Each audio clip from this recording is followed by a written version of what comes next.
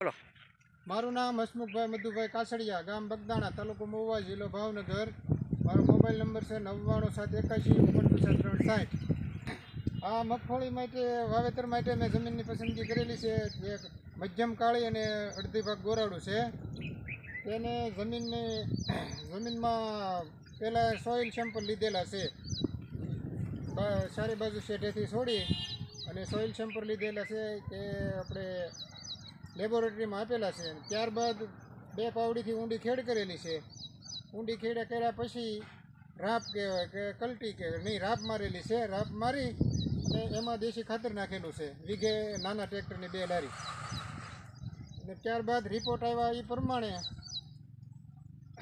Rotavator મારી અને સાહ પડ્યા અને એમાં રિપોર્ટ પ્રમાણે આપણે પાયાના ખાતર નાખેલા છે.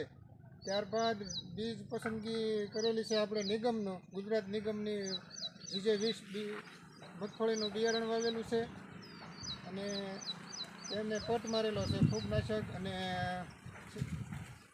ભૂંડાની દવાનો. ત્યારબાદ વાવણી લાયક વરસાદ થયો ત્યારે એનું વાવેતર કરેલું છે. વાવેતર કર્યા બાદ 8 થી 10 દિવસની ઉગ્યા બાદ આપણે આંતરખેડ કરેલી છે. આંતરખેડ કર્યા બાદ આપણે હાથથી નિંદામણ કરેલું છે મજૂરથી. અને ત્યારબાદ ફરીવાર આંતરખેડ કરી અને એ પછી વરસાદ થતાં બીજી 3 વાર આંતરખેડ કરેલી છે. અને 40 દિવસે બીજી વાર હાથ નિંદામણ કરેલું છે. અને 45 દિવસનો પાક થયો છે ત્યારે આપણે એને પાળા ચડાવેલા છે.